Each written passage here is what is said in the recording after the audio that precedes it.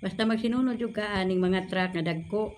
Kay mga truck karon anhi naman mo agi sa bukid padung palumpon. Kay sukad atong naguba ang San Juanico sa Tacloban. Anhi na sila magsakayan sa palumpon. Muna daghan na kaayo mga dinhi sa bukid. Unya kung magsinunod gani kanay nila aw dugay kay ka maabot sa palumpon kay di man ka maka-overtake kay kaning padung palumpon kurbadahon man unya maglisod jud ka overtake nila labi nagpasunod sila.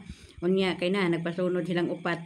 Unya liko na lisod pa jud sila sa may highway aw may palumpon jud adto man tani sila moagi sa kaning kuan adto man tani sila motipas ngadto dapit sa LTO kay wa kaayo mangagi ngadto ba wa poy kaayo mga putput.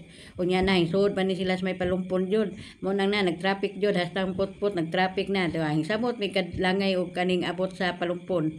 Nagabian na mig abot basta lisod jud kaayo kung matiming jud nga magsinunod ka aning mga truck nga dagko kay magabian jud dugay jud ka makaabot sa palumpon kay kaning di man jud ka maka-overtake kay kada padung nga ari ka agi sa kaning bukid kurbadahon man dili jud ka overtake labi na magpasunod silang tulo o na upat hingon ni sila o na nagpasunod pasod na sila padung sa pier masakay na sila sa barko. Unya na mo poy pag-abot na mo sa terminal. Nagsinunod mi ani mga dagko nga truck pagkapaita jud basta matimingan jud nga kanang mo agi puno mo agi ni sila. Langay po kag-apil.